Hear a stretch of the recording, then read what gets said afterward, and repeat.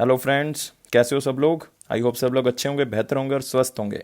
Welcome to Affairs Cloud learn to lead. This is Ashu और आज हम डिस्कस करेंगे 18 ऑफ मार्च 2021 के बहुत ही इंपॉर्टेंट करंट अफेयर, जिसमें आप दो बेस्ट इमेजेस देख रहे हो।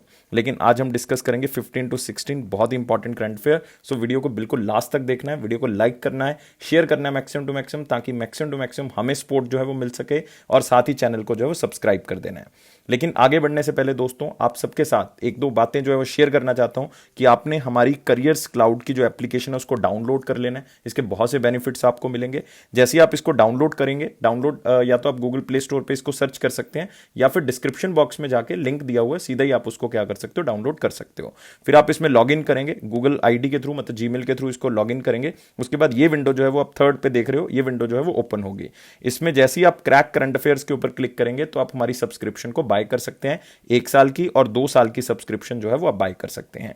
लेकिन आप क्यों बाय करेंगे, हम आपको इसके अंदर क्या प्रोवाइड करेंगे, तो हम आपको देंगे daily current affair. Daily current affair section में 3 तरह की पीडीएफ्स होंगी, मतलब जिसमें एक पीडीएफ होगी जिसमें थ्योरेटिकल करंट अफेयर होगा उसी दिन का, एक पीडीएफ होगी जिसमें क्वेश्चन एंड आंसर फॉर्मेट में उसी दिन के करंट अफेयर्स आपको मिलेंगे, एक में आप क्विज करोगे। मतलब उससे क्या बेनिफिट होगा, आप ये देख सकते हो कि मुझे कितना करंट अफेयर याद रहता है और मुझे और कितना रिवाइज करने की जरूरत है।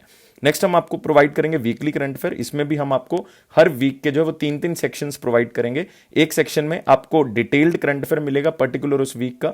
नेक्स्ट होगा क्वेश्चन एंड आंसर फॉर्मेट में वीकली करंट अफेयर्स आपको मिलेंगे। नेक्स्ट होगा क्विज फॉर्मेट में, फिर से आप वीकली जो है वो टेस्ट दे सकते हो ताकि आप रिवाइज कर सको करंट अफेयर्स को।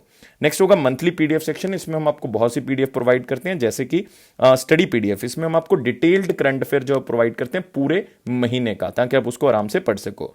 फिर उस डिटेल्ड करंट अफेयर को क्वेश्चन एंड आंसर फॉर्मेट में रिवाइज करने के लिए आप क्वेश्चन एंड आंसर पीडीएफ का फॉर्मेट यूज करोगे। नेक्स्ट होगा बेस्ट 100, इसका मतलब टॉप 100 करंट अफेयर्स आपको दिए जाएंगे ताकि आप उसको दोबारा दोबारा रिवाइज कर सको, वो भी क्वेश्चन एंड आंसर फॉर्मेट में। नेक्स्ट होगा पॉकेट पीडीएफ, जिसमें आप जल्दी जल्दी में करंट अफेयर को रिवाइज करने के लिए इस पीडीएफ का यूज कर सकते हो। मतलब ये थ्योरेटिकल फॉर्मेट में होगी और फटाफट इसको रिवाइज करने के लिए यूज कर सकते हो। फिर आता है हमारे special current affairs. Special current affairs का मतलब है जिसमें हम आपको बजट, इकोनॉमिक सर्वे या कुछ और तरह के करंट अफेयर जो कि स्पेसिफाई साल में 1 या 2 बार आते हैं, तो उसमें हम आपको बताते हैं। लाइक बजट 2021 है ना, तो उसमें आपको यहां पे करंट अफेयर मिल जाएगा। नेक्स्ट होगा एग्जाम पीडीएफ। स्पेशली जो आपके एग्जाम आ रहे हैं उनको हम ध्यान में रखते हुए एक पीडीएफ तैयार करते हैं जो कि आपके एग्जाम के लिए बहुत ज्यादा हेल्पफुल रहेगी। फिर होगा बैंकिंग सेक्शन। हम स्पेशली बैंकिंग की जो बच्चे तैयारी कर रहे हैं उनके लिए एक अलग से पीडीएफ तैयार करते हैं जो कि बैंकिंग के लिए बहुत ही ज्यादा इंपॉर्टेंट रहेगी। नेक्स्ट होगा टॉपिक वाइज पीडीएफ। जैसे कि आज आपने देखा कि हमने जो है वो टॉपिक वाइज जो है वो वीडियोस बनानी स्टार्ट कर दी हैं, तो हम धीरे धीरे करके जो सारे टॉपिक्स के ऊपर वीडियोस जो है बनानी स्टार्ट कर देंगे। लाइक आप यहां पे देख सकते हो, एप्स एंड वेब पोर्टल जनवरी और फरवरी के, इंपॉर्टेंट डेज जनवरी और फरवरी के, बुक्स एंड ऑथर जनवरी फरवरी के। तो इसी तरह के 20 तरह के अलग अलग टॉपिक्स जो है वो आपको मंथली वाइज मिला करेंगे। नेक्स्ट होगा स्टेट करंट अफेयर। जिस भी स्टेट से आप बिलोंग करते हो उसके करंट अफेयर हम तैयार करते हैं। लाइक वेस्ट बंगाल के आप देख रहे हो यहाँ पे, तो वो भी हिंदी और इंग्लिश, मतलब जितने भी ये करंट अफेयर्स हैं ये सारे हिंदी और इंग्लिश दोनों में अवेलेबल हैं। तो आप सोच सकते हो कि हम आपको daily current affairs, weekly current affair, monthly तो साथ में दे ही रहे हैं, लेकिन उसमें आपकी स्पेशल तैयारी करवाने के लिए हम स्पेशल करंट अफेयर दे रहे हैं। लाइक बैंकिंग की तैयारी कर रहे हैं बच्चे, किसी भी एग्जाम की तैयारी कर रहे हैं, स्पेशल करंट अफेयर दे रहे हैं, टॉपिक वाइज करंट, ताकि किसी तरह से आपका करंट अफेयर सेक्शन जो है वो स्ट्रांग हो जाए और कुछ भी ना छूटे। और इसको आप बहुत ही आसानी से सब्सक्राइब कर सकते हो। आपने हमारी एप्लीकेशन को डाउनलोड करना है बस। उसके बाद जैसे ही इसमें लॉग इन करोगे तो क्रैक करंट अफेयर सेक्शन में आपको जो है वो क्या होगा, 1 साल की और 2 साल की सब्सक्रिप्शन मिल जाएगी। इसका प्राइस दोस्तों बहुत ही कम है। इवन आप खुद देखेंगे तो आप खुद सरप्राइज हो जाएंगे कि इतने कम प्राइस पे हम इसको प्रोवाइड कर रहे हैं। तो इसके ऊपर भी आपको 10% एक्स्ट्रा डिस्काउंट मिल जाएगा अगर आप इस कोड को यूज करते हो। H10 कोड को यूज करने से आपको 10% एक्स्ट्रा डिस्काउंट जरूर मिल जाएगा। तो स्टार्ट करते हैं दोस्तों आज का current affair, that is 18 of March 2021 का। बहुत ही इंपॉर्टेंट क्वेश्चन है आज जो हम डिस्कस करेंगे, लेकिन उससे पहले यार वीडियो को लाइक कर दें सारे बच्चे, शेयर कर दें और चैनल को क्या कर दें, सब्सक्राइब कर दें। तो स्टार्ट करते हैं मोस्ट इंपॉर्टेंट क्वेश्चंस के साथ। और पहला क्वेश्चन है, विच और who became the world first wealth gainer in 2021 as per the recent Bloomberg's Billionaire Index।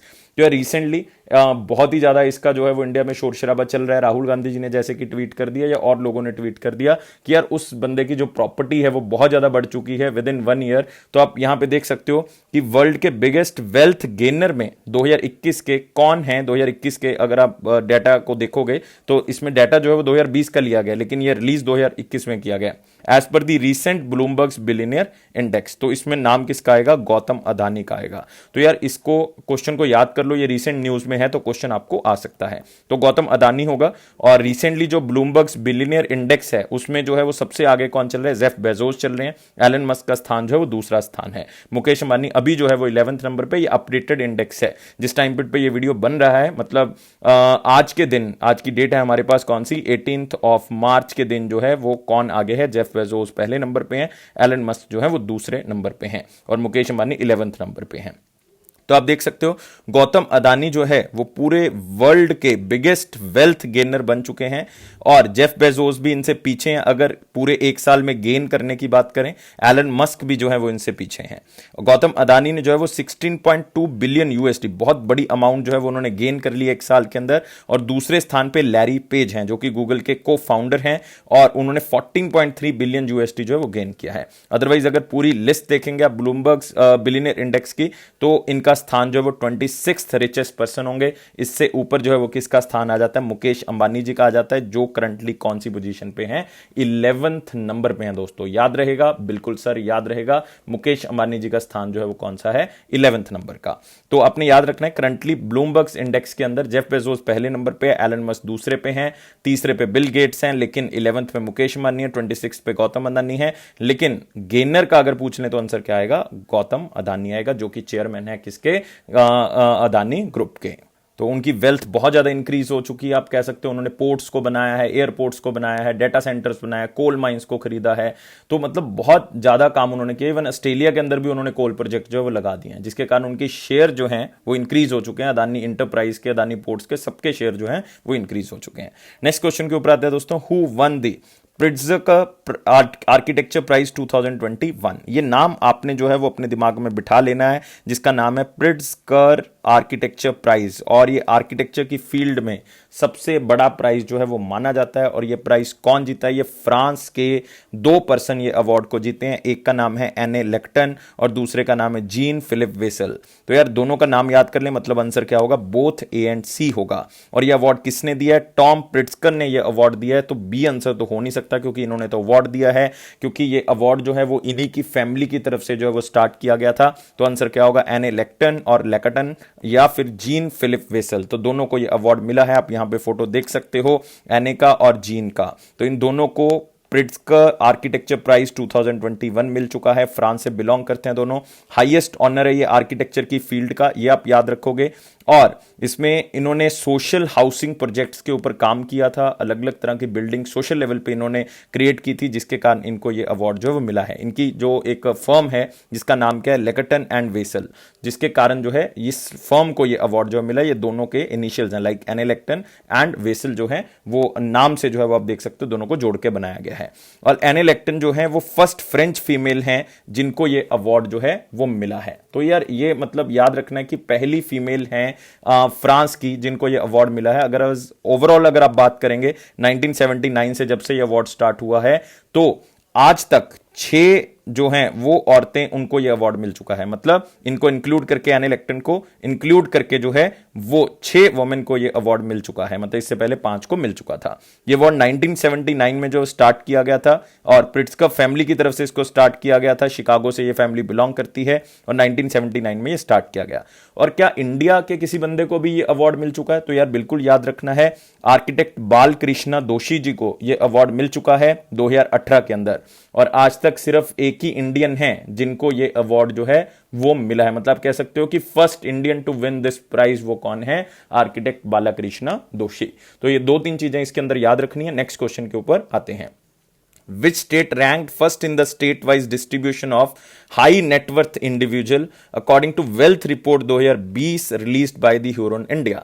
तो ह्यूरन इंडिया की तरफ से एक वेल्थ रिपोर्ट 2020 जो है वो रिलीज की गई है, जिसमें हाई नेटवर्थ इंडिविजुअल, मतलब जिनके पास पैसा ज्यादा है, वो ज्यादा है उस स्टेट में। तो वो स्टेट कौन सी है, तो यहां से आप देख सकते हो यार, आइडिया लगा सकते हो। ऑप्शन बहुत ही सिंपल है, आंसर क्या होगा इसका, महाराष्ट्र होगा। लेकिन इसमें याद रखना है वेल्थ रिपोर्ट जो वो किसकी तरफ से पब्लिश की गई, ह्यूरन इंडिया की तरफ से। और ये HNI का मतलब क्या है, हाई नेटवर्थ इंडिविजुअल उस स्टेट में ज्यादा है। तो Maharashtra has 56,000 millionaire house holds, highest in India. मतलब इतने ज्यादा हाउस होल्ड्स हैं जिनके पास जो है वो हाई नेटवर्थ इंडिविजुअल, मतलब पैसे जो है वो क्या है, ज्यादा है। तो ह्यूरन इंडिया वेल्थ रिपोर्ट 2020। और आप यहाँ पे भी देख सकते हैं कि महाराष्ट्र जो है वो पहले स्थान पे आ चुका है। अगर आप नेटवर्थ इंडिविजुअल हाउस होल्ड्स को देखोगे जिनकी इनकम हाई है, $56,000 मिलीनियर हाउस होल्ड जो हैं वो वहां पे बैठे हुए हैं महाराष्ट्र के अंदर। मतलब जिनकी टोटल आय जो है वो $56,000 मिलीनियर है। मतलब इतने ज्यादा मिलीनियर्स जो हैं वहां पे। और अगर आप नंबर ऑफ रिचेस्ट पर्सन की बात करोगे, सबसे ज्यादा महाराष्ट्र मिलेंगे, 247 रिचेस्ट पर्सन जो है वो वहां पे मिलते हैं। और यार महाराष्ट्र वैसे भी इंपॉर्टेंट है क्योंकि highest gross net state domestic product जो है वो किस स्टेट का है? महाराष्ट्र का। मतलब हाईएस्ट ग्रॉस जो नेट ग्रॉस ले लो चाहे नेट ले लो, स्टेट डोमेस्टिक प्रोडक्ट जो है वो किसका ज्यादा है? महाराष्ट्र का। और इसमें ऑलमोस्ट 13.16% जो है वो स्टेट का आता है। मतलब इतनी ग्रोथ जो है वो स्टेट की आती है क्योंकि आपको पता है बॉलीवुड वहां पे बैठा हुआ है, मतलब बॉलीवुड इंडस्ट्री वहां पे बैठी हुई है और मैक्सिमम लोग जो है वहीं से अपना बिजनेस करते हैं, इसलिए उसको इकोनॉमिक कैपिटल भी जो है वो कहा जाता है। और आपको शायद जान के हैरानी होगी कि जितनी नेशनल जीडीपी है उसमें 16% हिस्सा भी जो है वो किसका है? महाराष्ट्र का है। अगर हम स्टेट वाइज बात करते हैं तो महाराष्ट्र आएगा, लेकिन अगर आप सिटी वाइज बात करते हैं तो मुंबई जो है वो भी मिलीनियर्स का घर है। ज्यादातर जो मिलीनियर्स हैं वो मुंबई में रहते हैं। दूसरे नंबर पर दिल्ली है कैपिटल, कलकत्ता, बेंगलुरु और चेन्नई। अगर आप ध्यान से देखोगे सारी की सारी हमारी मेट्रो सिटीज हैं जहां पे मिलीनियर्स रहते हैं, तो ये जरूर याद रखेंगे। तो अगर स्टेट वाइज पूछें तो महाराष्ट्र का स्थान पहला है, उत्तर प्रदेश दूसरे नंबर पे है, तीसरे नंबर पे जो है वो कौन आएगा? तमिलनाडु आएगा। लेकिन पहला और दूसरा याद रखें, सिटी में भी पहला और दूसरा जो है वो याद रखेंगे। और रिसेंटली आपको पता है कि ह्यूरोन की तरफ से जो है वो एक लिस्ट जारी की गई थी, लेकिन वो अकेले नहीं जारी की गई थी, उन्होंने कोटेक के साथ मिलकर की थी। तो उसको नाम दिया गया था Kotak health Huron India 2020 list, जिसमें वोमेन की उन्होंने एक लिस्ट निकाली थी, रिचेस्ट वोमेन की। तो उसके अंदर जो है वो सबसे पहला स्थान किसका था? रोशनी नडार मल्होत्रा का, जो कि HCL टेक्नोलॉजी की चेयरपर्सन है। तो उनको आंका गया था सबसे टॉप पे। मतलब आप कह सकते हो named as India's richest women with a wealth of almost 54,000 crore rupees. तो आप याद रखेंगे रिचेस्ट, अगर आपको वुमेन पूछें तो आंसर क्या होगा? रोशनी नडार मल्होत्रा होगा। और ये कोटेक वेल्थ ह्यूरोन इंडिया की तरफ से दिया गया था। और ह्यूरोन इंडिया का जो हेडक्वार्टर है वो मुंबई महाराष्ट्र में है। नेक्स्ट क्वेश्चन आते हैं, What is the name of India's ocean surveillance and nuclear missile tracking vessel which was commissioned recently? So mark under the most important question because ये इंडिया की ocean surveillance and nuclear missile tracking vessel है। इसका क्या काम है? इसका काम है कि मिसाइल लॉन्च को देखेगा, जो लॉन्ग डिस्टेंस पे मिसाइल लॉन्चेस होते हैं उसको देखेगा, मॉनिटर करेगा उसको, और देखेगा कि कहीं पे जो मिसाइल लॉन्चेस हो रही हैं दूसरी कंट्रीज के अंदर वो किस तरह की हो रही हैं, और इंडियन ओशन बेड के ऊपर निगाह रखेगा कि कौन कौन से मिनरल जो है वो एक्सप्लोर हो रहे हैं। तो सारी चीजें जो है वो ये देखेगा। न्यूक्लियर मिसाइल ट्रैकिंग वेसल रहेगी और ये देखेगी कि कौन कौन सी न्यूक्लियर मिसाइल जो हमारी तरफ से भी टेस्ट हो रही हैं या दूसरी कंट्री की तरफ से भी टेस्ट हो रही है उनकी निगाह रखी जाएगी। और इसका नाम क्या है? इंडियन नेवल शिप ध्रुव। तो याद रखना है क्या नाम है? इंडियन नेवल शिप ध्रुव। और यार ये INS केसरी, INS किल्तन और INS अरावत मैं आपको कल भी करवा चुका हूं। ये जो है वो मिशन सागर के अंदर यूज की गई, 1, 2, 3 के अंदर यूज की गई हैं। तो इसको भी आपने याद रखना है, अदरवाइज आप कल का करंट अफेयर देख सकते हैं। तो India commission secretive nuclear missile tracking vessel, क्योंकि इन्होंने सीक्रेटली अक्टूबर 2020 में इसको कमीशन कर लिया था, मतलब अपने अंदर मिला लिया था। और ये one of the largest worship है जो इंडियन यार्ड में बनाई गई है। और इसको बनाने का पूरा श्रेय जो है वो किसको जाता है? हिंदुस्तान शिपयार्ड लिमिटेड को जाता है। किसको जाता है? हिंदुस्तान शिपयार्ड लिमिटेड, जो कि विशाखापट्टनम में है और मेक इन इंडिया इनिशिएटिव के थ्रू बनाया गया। इसमें टोटल खर्चा जो है वो 725 मतलब 725 करोड़ रुपीस आए हैं। और इंडिया अब उन कंट्रीज में शामिल हो गया है जिनके पास ये न्यूक्लियर मिसाइल ट्रैकिंग वेसल है। मतलब ये देखता है कि कितनी न्यूक्लियर मिसाइल जो है वो आसपास के एरिया में टेस्ट हो रही है, या मतलब ये चाइना, पाकिस्तान, इन कंट्री से बचने के लिए हमें हेल्प करेगा। और अब 5 कंट्री में शामिल हो गए, USA, फ्रांस, रशिया, चाइना। ये ऑलरेडी 4 कंट्रीज थी जिनके पास ये न्यूक्लियर ट्रैकिंग वेसल्स थी, लेकिन अब इंडिया ने भी जो है वो बना लिया है। और ये देखेगा मिसाइल लॉन्चेस जो लॉन्ग डिस्टेंस पे हो रही है, चाहे वो चाइना कर रहा है चाहे पाकिस्तान कर रहा है, ये निगाह रखेगा। To monitor the telemetry data of the strategic missile launched by India during trials. तो इंडिया की तरफ से कोई मिसाइल लॉन्च हो रही है तो उसका डाटा भी जो है वो इकट्ठा करके ये देगा। और मैंने पहले बताया कि जो कंट्रीज हमारे खिलाफ हैं उन्होंने कुछ लॉन्च किया, उसको भी ये डिटेक्ट जो है वो कर सकता है। तो और इंडियन ओशन बेड के अंदर जो न्यूक्लियर पड़ा हुआ है उसको भी ये क्या करेगा? मॉनिटर करेगा। तो ये सारी चीजों के ऊपर निगाह रखी जाएगी। और गाइस ये National Technical Research Organisation NTRO जो है वो इसमें बहुत बड़ा रोल प्ले कर रही है। और इसका हेडक्वार्टर आपको कहां पे मिलेगा? न्यू दिल्ली में मिलेगा। नेक्स्ट क्वेश्चन के ऊपर आते हैं। India was the dash most polluted country in the world in 2020 according to the 2020 World Air Quality Report. तो यार ये इंपॉर्टेंट क्वेश्चन है, इवन मोस्ट इंपॉर्टेंट क्वेश्चन में हम इसको कर रहे हैं क्योंकि ये एयर क्वालिटी के बारे में, मतलब ये किससे रिलेटेड हो गया, ये यार इन्वायरमेंट से क्या हो गया, रिलेटेड हो गया। तो यार बताएंगे मुझे किसकी बात हो रही है, इंडिया की बात हो रही है यहां पे, लेकिन आप ये भी बता सकते हो कि सबसे पहले स्थान पे कौन सा कंट्री है इसके अंदर। तो सबसे पहले स्थान पे मोस्ट पोल्यूटेड का जो टैग दिया गया वो बांग्लादेश को दिया गया दोस्तों। दूसरा स्थान किसको दिया गया, पाकिस्तान को दिया गया मोस्ट पोल्यूटेड में। तीसरा स्थान दोस्तों किसको दिया गया है, इंडिया को दिया गया। तो याद रखना है वर्ल्ड एयर क्वालिटी रिपोर्ट जो कि किसकी तरफ से रिलीज की गई है, आईक्यू एयर की तरफ से जो है वो रिलीज की गई है। ये कहां की कंपनी है, ये एक स्विस मतलब स्विट्जरलैंड की एयर टेक्नोलॉजी कंपनी है जिसने ये रैंकिंग जो है वो रिलीज की है। तो याद रखना है वर्ल्ड एयर क्वालिटी रिपोर्ट। तो India third most polluted country अगर कंट्री वाइज पूछें। अगर आपको सिटी वाइज पूछें तो Delhi most polluted capital city, लेकिन कैपिटल सिटीज का अलग से लिस्ट जारी होता है, सिटीज का अलग से जारी होता है। तो कैपिटल सिटी में अगर पूछें तो दिल्ली सबसे ऊपर आएगा दोस्तों कैपिटल सिटीज में। तो आप देख सकते हो इंडिया थर्ड मोस्ट, पहले नंबर पे बांग्लादेश और पाकिस्तान, दूसरे नंबर पे मोस्ट पोल्यूटेड कैपिटल सिटी में, मतलब जो कंट्रीज है उनकी कैपिटल को देखा जाता है कि कौन सी ज्यादा पोल्यूटेड है, तो दिल्ली का स्थान जो है वो क्या है, पहले नंबर पे कैपिटल सिटी में। और दूसरा ढाका बांग्लादेश की कैपिटल, ऑल उलन बतर, और वो किसकी है, मंगोलिया की। तो पहला स्थान जो है वो दिल्ली का है और दूसरा ढाका का है, ये भी आप याद रखोगे। Most polluted cities, capital cities नहीं ओनली सिटीज, तो नाम आता है होतन ऑफ चाइना, जो कि दूसरा स्थान जो है वो इंडिया का रहता है गाजियाबाद का, और तीसरा स्थान जो है वो रहता है बुलंदशहर का। और इंडिया का स्थान दोस्तों अगर आप देखोगे मोस्ट पोल्यूटेड सिटी में भी है, मोस्ट पोल्यूटेड कैपिटल सिटी में भी है, वर्ल्ड रैंकिंग में भी है। लेकिन इंडिया जो है वो अगर टॉप 50 मोस्ट पोल्यूटेड सिटीज में देखोगे वर्ल्ड में तो 35 सिटीज जो है वो केवल इंडिया की है। तो मतलब बहुत ज्यादा पोल्यूशन लेवल जो है वो इंडिया का इंक्रीज हो चुका है। इवन कोविड-19 के कारण जो है वो थोड़ा सा डाउन हुआ था, लेकिन दोबारा से जो है वो फिर से जो है वो वर्स्ट कंडीशन होती जा रही है। और ये पार्टिकुलेट मैटर 2.5 के ऊपर लिया गया है, जिसका डायमीटर मतलब 2.5 माइक्रोन होगा, और 2020 का डाटा जो है वो लिया गया, इसमें 106 कंट्रीज को आंका गया है। तो इन चीजों को जो है वो याद रखना है आपने। तो नेक्स्ट क्वेश्चन के ऊपर बढ़ते हैं। नेक्स्ट सेक्शन है हमारे पास वेरी इंपॉर्टेंट क्वेश्चन सेक्शन। उसमें पहला क्वेश्चन है, Indian railway has successfully connected the two ends of main arc of the world highest railway bridge, what is the name of this bridge. यार बहुत ही simple है, बहुत ही यार सिंपल क्वेश्चन है ये, तो मतलब ब्रिज का नाम बताना है, और ये क्वेश्चन हम ऑलरेडी कवर कर चुके हैं। इस ब्रिज का नाम क्या है, चेनाब ब्रिज, क्योंकि ये कौन सी रिवर के ऊपर है, चेनाब रिवर के ऊपर है। तो चेनाब दोस्तों याद रखना है, चेनाब रिवर जो है वो कहां से स्टार्ट होती है, वो स्टार्ट होती है हिमाचल प्रदेश से। हिमाचल प्रदेश से स्टार्ट जब होती है तो ये दो रिवर्स आके मिलती हैं, चंदर और बागा, तब जाके क्या बनती है, चेनाब रिवर बनती है। और चेनाब रिवर को याद रखेंगे लार्जेस्ट रिवर है किसकी, इंडस की, मतलब इंडस की लार्जेस्ट ट्रिब्यूटरी है दोस्तों ये।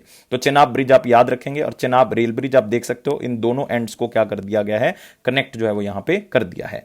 तो lower ends of the arc of world highest railway with Jammu and Kashmir connected. और ये कौन से दो एरियाज को कनेक्ट करता है, ये बाकल कटरा को श्रीनगर मतलब कौरी, आपको सिर्फ ये याद रखना है कि कटरा को श्रीनगर से कनेक्ट करता है। और इसके अंदर जो है वो टोटल 12,000 करोड़ रुपीस का खर्चा आया है।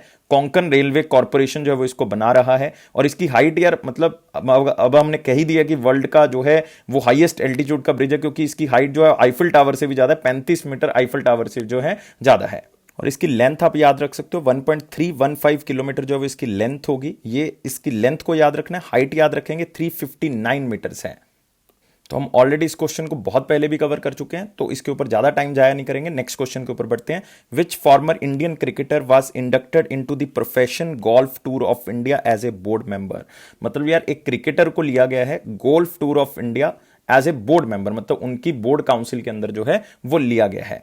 और यार ये जो बॉडी है professional golf tour of India, वो प्रोफेशनल गोल्फ को लेके बनाई गई है, और इसके सीईओ जो हैं वो उत्तम सिंह मुंडी जी हैं, प्रेसिडेंट गौतम थापर हैं इसके, ये आप याद रख सकते हो गौतम थापर जी, और हेड ऑफिस इसका गुरुग्राम हरियाणा में है। और इस बॉडी को गोल्फ को अलग अलग जगह पे जो है वो कंडक्ट करवाने के लिए जो बनाया गया था, कौन से ईयर में, 2006 में। और कौन से प्लेयर को लिया गया है, कपिल देव जी को इसके अंदर लिया गया है। उनके दो काम होंगे कि यार वो कॉर्पोरेट्स को कन्विंस करेंगे कि आप आओ और इंडियन गोल्फ में इन्वेस्ट करो, मतलब ज्यादा से ज्यादा इंडियन गोल्फ को क्या करना है, उसका प्रचार करना है। और साथ ही साथ वो ये भी कोशिश करेंगे कि स्पॉन्सर्स और इन्वेस्टर जो हैं वो गोल्फ को और भी ज्यादा पॉपुलर बनाए इंडिया के अंदर, क्योंकि यार ये बहुत ही बढ़िया गेम जो है वो यहां पे चल रही है। सो यार गोल्फ का गेम जो है वो इंडिया के अंदर काफी प्रचलित होने वाला है, अगर इसी तरह से जो है वो अलग अलग प्लेयर्स को कंडक्ट करते गए। और आपको शायद पता नहीं होगा 500 कॉर्पोरेट गोल्फ इवेंट्स जो है वो पूरे इंडिया में होते हैं, तो एक बहुत ही बड़ा जो है वो आप कह सकते हो फिगर है। तो Kapil Dev inducted as the professional golf tour in India board member, तो इसमें कुछ खास इंपॉर्टेंट नहीं है, सिर्फ कपिल देव जी का नाम याद रखेंगे और गोल्फ बोर्ड में उनको लिया गया है। Next, which bank and IOCL Indian Oil Corporation Limited ink the first SOFR secured overnight financial rate linked external commercial borrowing deal by replacing the London interbank offered rate LIBOR। तो आपको पता है यार इसका यूज होता था, जो कि लाइबोर बहुत ही फेमस आप कह सकते हो लैंडिंग रेट था, लंदन इंटरबैंक ऑफर रेट के नाम से इसको जाना जाता था। और इसी रेट को देखते हुए हम भी जो है वो अपने बैंक्स के बीच में जो है वो इंटरेस्ट रेट जो है वो क्या करते थे, डिसाइड करते थे। लेकिन अब जो है वो डिसाइड किया गया है कि एसबीआई और आईओसीएल ने पहला एक पैक्ट साइन किया है जिसके थ्रू लोन दिया जाएगा, लेकिन वो एसओएफआर के थ्रू दिया जाएगा। एसओएफआर का मतलब है यहां पे सिक्योर्ड ओवरनाइट फाइनेंसिंग रेट के थ्रू जो है वो इसको दिया जाएगा। तो मतलब ये एक नया जरिया है, और खास करके जो बैंक से स्टूडेंट है वो इसको जरूर याद कर लें। आंसर क्या होगा दोस्तों, इसका एसबीआई होगा। एसबीआई ने टाई अप किया है इंडियन ऑयल कॉर्पोरेशन के साथ, और लाइबोर अल्टरनेटिव को लेके अब वो एक नया अल्टरनेटिव रेट लेके आए हैं जिसका नाम क्या है हमारे पास, एसओएफआर। जरूर याद रखेंगे, एसओएफआर का मतलब सिक्योर्ड ओवरनाइट फाइनेंसिंग रेट। और एसओएफआर जो है वो एक्सटर्नल कमर्शियल बॉलिंग डील के लिए जो है वो यूज किया गया है। $100 मिलियन जो है वो 5 साल की मैच्योरिटी के लिए यूज किया गया है। और उसमें कौन सा रेट ऑफ इंटरेस्ट यूज किया गया है, secured overnight financing rate use किया गया है।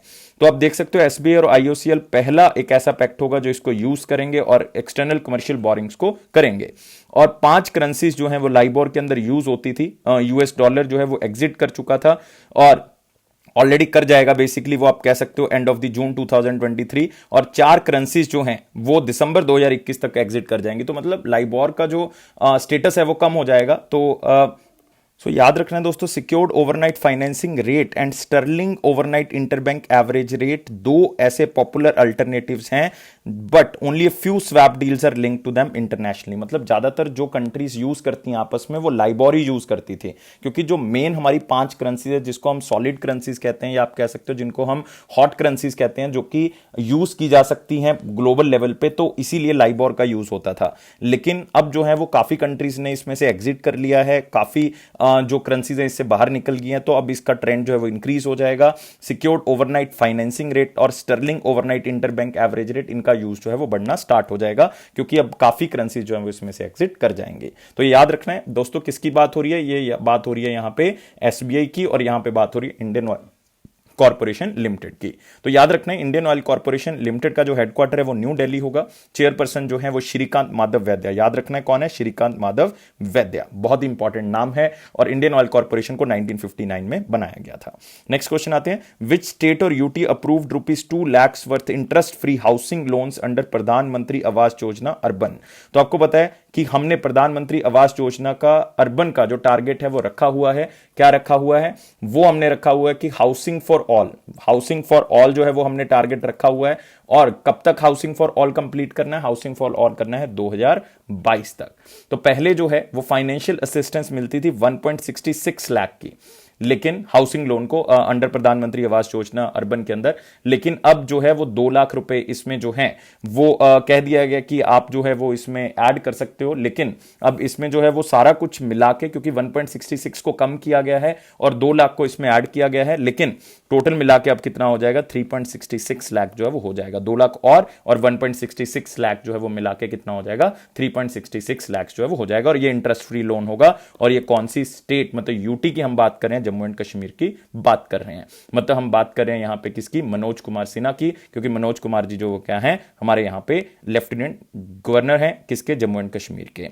तो यार 2 लाख का जो है वो लोन मिलेगा अंडर दी कौन सी स्कीम अंदर मिलेगा? प्रधानमंत्री आवास योजना अर्बन, और हाउसिंग फॉर ऑल जो है वो 2022 का लक्ष्य है। इस बात को जरूर याद रखना है, housing for all for by the year of 2022। और ये इकोनॉमिकली वीकर सेक्शन जो प्रधानमंत्री आवास योजना के अंदर आते हैं उनको दिया जाएगा, या आप कह सकते हो जो बेनिफिशियरी जो हमारे पास जिनको भी लाभार्थी हैं जो भी इसके अंदर, वो सारे के सारे जो है वो इसका यूज जो है वो कर सकते हैं। और जम्मू एंड कश्मीर आपके लिए बहुत इंपॉर्टेंट है, क्योंकि चेनाब ब्रिज के बारे में आज ही हमने बात की है। तो वो श्रीनगर और कटरा को आपस में क्या करता है? जोड़ता है। एक सिटी है वहां पे, किश्तवाड़ सिटी, जो कि किस रिवर के आसपास बनी है? चेनाब रिवर के आसपास बनी हुआ है। और यहाँ पे एक रिवर आपको मिलेगी, चंबल रिवर, बहुत ही फेमस रिवर है। यहां पे बना हुआ है गांधी सागर डैम। तो ये सारी चीजें आप याद रख सकते हो। नेक्स्ट आते हैं, TRIFED signed MoU with which organisation for the development of tribal communities. तो सिंपल है यार, ट्राइबल कम्युनिटीज की डेवलपमेंट का सबसे अच्छा साधन क्या है कि जो वो हाथ से प्रोडक्ट्स बनाते हैं उनको जो है वो मार्केटिंग की जाए, उनको और बढ़ावा जो है वो दिया जाए, ताकि क्राफ्ट जो है वो क्या हो सके? इंक्रीज हो सके। तो ये हमारे पास जो है वो किसके साथ हुआ है? क्राफ्ट विलेज के साथ जो है वो ये एक टाई अप जो है वो किया गया है। तो क्राफ्ट विलेज जो है वो कहां की एक ऑर्गेनाइजेशन है? ये दोस्तों आप कह सकते हैं न्यू दिल्ली बेस्ड एक ऑर्गेनाइजेशन है। तो उनके साथ ये टाई अप हुआ है, ताकि उनके प्रोडक्ट्स को बनाने में हेल्प करेंगे, नए डिजाइन बनाने में हेल्प करेंगे, और लोगों में अवेयरनेस क्रिएट करेंगे, ताकि अलग अलग तरह के क्राफ्ट डिजाइन जो है वो बन सके। सो आप यहाँ पे देख सकते हैं इमेज के अंदर, TRIFED exchanges MoU with the craft village for design development as well as the skill development programmes of the tribal artisans and craftsman person, ताकि यार उनकी इनकम बढ़ सके, उनकी इनकम इनहेंस हो सके, और क्राफ्ट सेक्टर को और भी ज्यादा प्रमोट किया जा सके। क्योंकि ट्राइबल कम्युनिटीज के जो आर्टिजन स्किल्स हैं उनको अगर हम इंप्रूव कर देते हैं, तो जो लोकल प्रोडक्ट्स हैं उनके, उनको हम मार्केटिंग करके जो है वो बेच सकते हैं, जिससे क्या होगा? उन्की इनकम को बढ़ाया जा सकता है। तो ये ट्राइफेड तो करेगा ही करेगा। ट्राइफेड एक ऐसी ऑर्गेनाइजेशन है जो मिनिस्ट्री ऑफ ट्राइबल अफेयर्स के अंडर आती है, और उन्होंने उसको क्रिएट किया था इसी काम के लिए, ताकि ट्राइबल वेलफेयर का काम हो सके। इसका मतलब है tribal cooperative marketing development federation of India. और मिनिस्ट्री ऑफ ट्राइबल अफेयर्स मतलब मैं बात कर रहा हूं अर्जुन मुंडा जी की। तो customise community based creative manufacturing system जो है वो बन सके, और प्रोडक्ट्स को ग्लोबल ऑडियंस तक पहुंचाया जा सके, ये क्राफ्ट विलेज इसके ऊपर काम करेगा। और functional and global appealing ideas जो है वो देगा, ये क्राफ्ट विलेज और ट्राइफेड दोनों प्रोवाइड करेंगे। और जितने भी ट्राइब्स हैं जो क्राफ्ट्समैन का काम करते हैं, उनको जो है वो स्किल्स भी प्रोवाइड की जाएगी, डिजिटली भी उनके प्रोडक्ट को प्रमोट किया जाएगा, और उनको जो है वो ट्रेनिंग भी प्रोवाइड की जाएगी। तो सारी चीजें दोस्तों मिलके जो है वो की जाएंगी ट्राइफेड और क्राफ्ट विलेज की तरफ से। और ट्राइफेड के मैनेजिंग डायरेक्टर मैं बता चुका हूं, प्रावीर मिश्रा, तो या प्रावीर कृष्णा, नॉट मिश्रा, प्रावीर कृष्णा, तो नाम जरूर याद रखेंगे। एग्जीक्यूटिव डायरेक्टर याद करने की जरूरत नहीं, हेडक्वार्टर जरूर याद रखें, न्यू दिल्ली। नेक्स्ट आते हैं इंपॉर्टेंट क्वेश्चंस के ऊपर। इंपॉर्टेंट क्वेश्चन में पहला क्वेश्चन है, who chaired 6th India Brazil south Africa women forum meeting. तो यार इस क्वेश्चन में बहुत ज्यादा चीजें इंपॉर्टेंट नहीं है, सिर्फ इंपॉर्टेंट क्या है? इंडिया ब्राजील साउथ अफ्रीका के ग्रुप है जिसको कहते हैं इप्सा। तो आपको पूछा जा सकता है कि इप्सा के अंदर कौन कौन सी कंट्री है? इंडिया, ब्राजील और साउथ अफ्रीका। इस ग्रुप को क्रिएट किया गया था कौन से ईयर में? 2003 में। लेकिन यार वोमेन का जो स्पेशल ग्रुप है वो 2007 में जो है वो क्लियर किया गया था। तो 2003 से लेकर 2007 के बीच में जो है वो एक कॉमन ग्रुप चल रहा था, लेकिन 2007 के बाद एक वोमेन का ग्रुप क्रिएट किया गया, ताकि और भी ज्यादा चीजें जो है वोमेन एंटरप्रेन्योरशिप, वोमेन एम्पावरमेंट के लिए की जा सके। तो यार कोई वोमेन ही इस ग्रुप को लीड करेंगे, तो एक ही नाम आपको दिख रहा है, स्मृति जुबिन ईरानी, जो कि वोमेन एंड चाइल्ड डेवलपमेंट की मिनिस्टर और साथ ही साथ टेक्सटाइल के मिनिस्टर जो है रही हैं, और साथ ही साथ उन्होंने इस मीटिंग को अटेंड किया है। तो Ipsa 6th India Brazil south Africa women forum meeting held, तो इसको जरूर याद रखेंगे।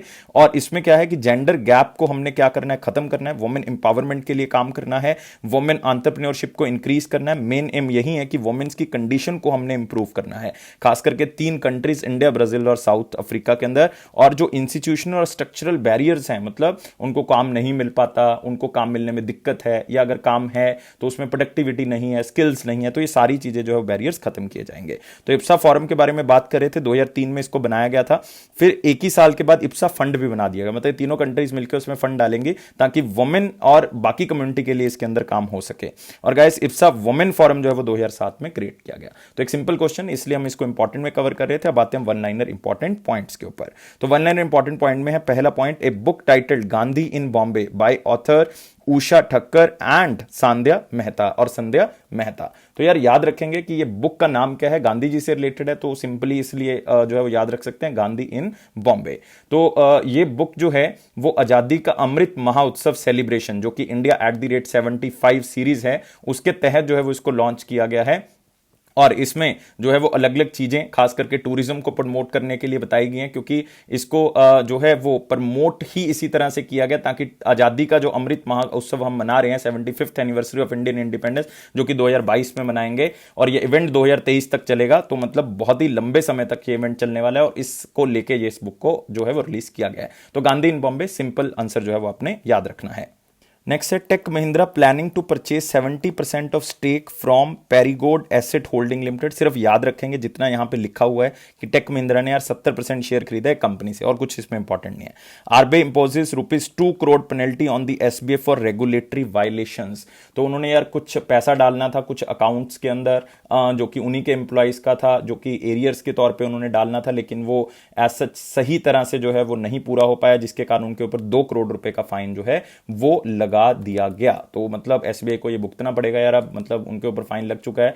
तो ऐसा पहली बार नहीं हुआ, एसबीआई की तरफ से पहले भी हो चुका है कि उनके ऊपर पेनल्टी लग चुकी है। 2019 में एक मुझे इंसिडेंट याद आ रहा है कि उनके ऊपर जो है वो पूरी तरह से आरबीआई के जो रूल्स हैं उसको ना employ like non performing assets के नहीं सही तरह से यूज करने के लिए या उसको नहीं सही तरह से मैनेज करने के लिए उनके ऊपर 7 करोड़ रुपए का फाइन लगा था, और अब ये 2 करोड़ रुपए का लग चुका है। और जो बैंकिंग की तैयारी कर रहे हैं उन्होंने इसको याद रखना है। Next, India and Finland virtual summit 2021। तो इस समिट में कुछ खास आपके लिए इंपॉर्टेंट नहीं है, लेकिन इतना याद रखना है कि इंडियन आईटी फर्म्स, एक तो विप्रो एक टेक महिंद्रा जो हैं वो फिनलैंड की कंपनीज के साथ टाई अप करेंगे ताकि 5G और 6G टेक्नोलॉजी के ऊपर काम हो सके। तो यार ये जरूर याद रखना है कि फिनलैंड की कंपनीज के साथ विप्रो और टेक महिंद्रा दोनों मिलकर जो है वो काम कर रहे हैं ताकि 5G और 6G के ऊपर काम हो सके, क्योंकि आपको पता है कि हुआवे कंपनी को इंडिया में जो है वो एंट्री नहीं मिल पाई है बिकॉज ऑफ चाइनीज कंपनी, और किसी तरह से वो हमारे डेटा को मॉनिटर कर सकते हैं, जिसके कारण हमने जो है वो काम नहीं किया। तो इंडिया और फिनलैंड के बीच में 6G की एवोल्यूशन के ऊपर भी बात हुई है, ये आपने जरूर याद रखना है। मोबाइल टेक्नोलॉजी के ऊपर बात हुई है, इंफॉर्मेशन एंड टेक्नोलॉजी के ऊपर यहां पे बात हुई है। और प्राइम मिनिस्टर आपको पता है कौन है? सना मारिन। और आपको पता है कैपिटल कौन सी है? हेलसिंकी, और करेंसी कौन सी है? Euro. Next, Asia Pacific region to achieve just 10% targets of United Nation sustainable development goals. और ये यूनाइटेड नेशन की एसकैप रिपोर्ट है। तो यार ये एसकैप आपके लिए इंपॉर्टेंट नहीं कहूंगा ऑर्गेनाइजेशन, आपने सिर्फ इतना याद रखना है कि ये ऑर्गेनाइजेशन जो है वो किससे रिलेटेड है? यूनाइटेड नेशन से रिलेटेड है, लेकिन फिर भी इसका मतलब आप देख सकते हो, economic and social commission for Asia and the Pacific. दोबारा से रिपीट कर रहा हूं, economic and social commission for Asia and the Pacific. इसका हेडक्वार्टर कहां पे दोस्तों? इसका हेडक्वार्टर है बैंकॉक, थाईलैंड। तो इसको जरूर याद रखेंगे आप। और इन्होंने सिर्फ एक रिपोर्ट दी है कि जो ये एरिया है हमारे पास, एशिया और पैसिफिक एरिया, ये सस्टेनेबल डेवलपमेंट गोल्स को बहुत ही ज्यादा स्लो जो है वो काम कर रहा है इसके ऊपर, जिसके कारण जो है वो 10% गोल्स भी अचीव जो है वो नहीं कर पाएंगे। खास करके कौन से गोल्स की हम बात कर रहे हैं? Like goal number 5 gender and equality, goal number 6 clean water, goal number 7 clean energy, goal number 8 work and economic growth. Total 17 goals है और उसमें से बहुत ही कम गोल्स ऐसे होंगे जो ये अचीव कर पाएंगे। Next, air quality management panel जो है वो बनाया गया था, और मेरे ख्याल से ये आप सबको पता होगा, ये बहुत बार न्यूज हम कर चुके हैं। एमएम कुटी जी जो है वो एयर क्वालिटी कमीशन के चेयरमैन बनाए गए थे ताकि देखना है कि एयर क्वालिटी को हमने क्या करना है, मजबूत करना है। नेक्स्ट आते हैं 17 मार्च 2021 के आंसर के ऊपर। क्वेश्चन था the transfer of the minerals from top soil to the sub soil through soil water is called. और बहुत से बच्चों ने यार आंसर दे दिया था इसका, और बहुत से बच्चों ने बिल्कुल सही आंसर दिया था, और इसका आंसर क्या आएगा? लीचिंग आएगा दोस्तों। क्या आएगा? सी आंसर आएगा, लीचिंग आंसर आएगा, क्योंकि जब बारिश होती है बहुत ज्यादा, आप कह सकते हो कि बहुत ज्यादा बारिश होने के कारण जो ऊपर वाले मिनरल्स हैं वो खत्म हो जाते हैं, जिसके कारण इसका आंसर क्या आएगा? लीचिंग आएगा। और इसी प्रोसेस को क्या कहते हैं? लीचिंग। जो मेन मिनरल्स हैं, लाइक आप कह सकते हो कि हमारे पास जो है सिलिकॉन है, वो क्या हो जाता है? ऊपर से बह जाता है, जिसके कारण नीचे वाले मिनरल्स ऊपर आ जाते हैं, और उसको क्या कहते हैं? लीचिंग कहते हैं इस प्रोसेस को। और जो आपने एक सॉइल सुना होगा लेटराइट सॉइल, वो इसी तरह से बनती है दोस्तों, वो लीचिंग प्रोसेस के थ्रू ही क्या होती है? फॉर्म होती है। नेक्स्ट आते हैं question of the day. Question of the day क्या है? Which institution has the final authority to interpret the constitution of India. तो एक बहुत ही सिंपल सा क्वेश्चन, कॉन्स्टिट्यूशन से क्वेश्चन है, तो मुझे फटाफट बताएंगे यार इसका आंसर क्या होगा कि फाइनल अथॉरिटी किसके पास है कॉन्स्टिट्यूशन ऑफ इंडिया को इंटरप्रेट करने की। क्योंकि पार्लियामेंट रूल्स बना सकता है, लेकिन उस रूल्स को रोकने के लिए एक पावर जो है वो दी गई है कॉन्स्टिट्यूशन के अंदर। तो फटाफट बताएंगे यार आंसर क्या होगा, कमेंट बॉक्स में बता दें, और मैं आंसर का वेट करूंगा। 700+ लाइक्स हमें चाहिए। सब्सक्राइब कर दें चैनल को, बेल बटन को प्रेस कर दें, और साथ ही साथ ये बेल बटन आपके लिए जरूरी है, क्योंकि आपको नोटिफिकेशन ऑन टाइम मिलता रहेगा। और ये अफेयर्स क्लाउड का प्रॉमिस है कि ये आपको पीडीएफ जो है, जो भी आपको प्रोवाइड हो रही है अलग अलग तरह की पीडीएफ, और जो हमारी वीडियोस हैं, ये आपका करंट अफेयर सेक्शन जरूर स्ट्रॉन्ग कर देगी। और 90 to 95% करंट अफेयर हमारे ही करंट अफेयर से करवाया जाता है। यही अफेयर्स क्लाउड की खासियत और यही हमारी टीम का हार्डवर्क है। तो गाइज मैं हमेशा कहता हूं, लाइफ को बहुत ज्यादा सीरियस ना लें, life is fun, life is beautiful. हमेशा खुश रहें, क्योंकि खुश रहेंगे आपका एग्जाम जरूर क्लियर हो जाएगा। Thank you guys, take care and bye bye.